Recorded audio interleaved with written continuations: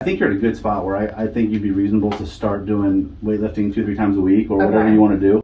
Doctors help patients decide what's best for them. More and more these days, decisions and predictions are backed by data science. The emerging field of big data analytics is now uniting two large healthcare systems, the world-renowned Mayo Clinic and Mercy, which is among the 25 largest healthcare systems in the U.S. Mayo Clinic and Mercy struck an agreement on a 10-year collaboration to combine healthcare records that have a vast amount of treatment outcomes and clinical data. Really excited about this collaboration. It's really a first in industry where two large health systems collaborate on really finding the best care treatment paths for patients. So what we'll do is aggregate a lot of our data, de-identified. We'll never be able to identify individuals, but taking that data in aggregate and finding the best treatment paths and then rolling those out through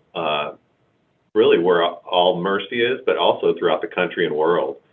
So these pathways will become the best standards. Cardiologist Dr. John Mohart is president of Mercy Communities. Mohart says data science through the Mayo Mercy Alliance can start patients on a path to better health more quickly. For too long, all the data has been so unstructured, so we didn't have a way to use it or utilize it to find out the best treatment paths, not just for rare disease and research, but for everyday treatment.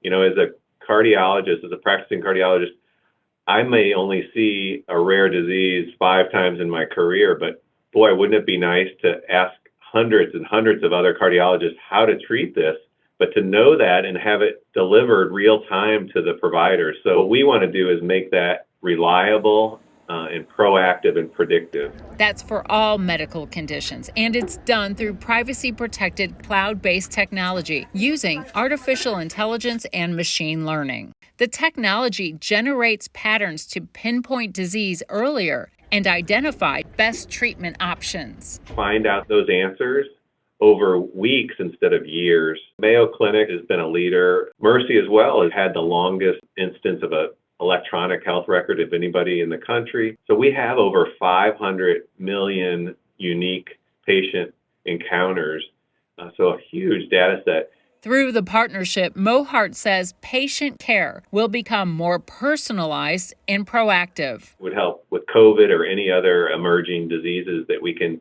treat with the right medicines quicker and know which ones work.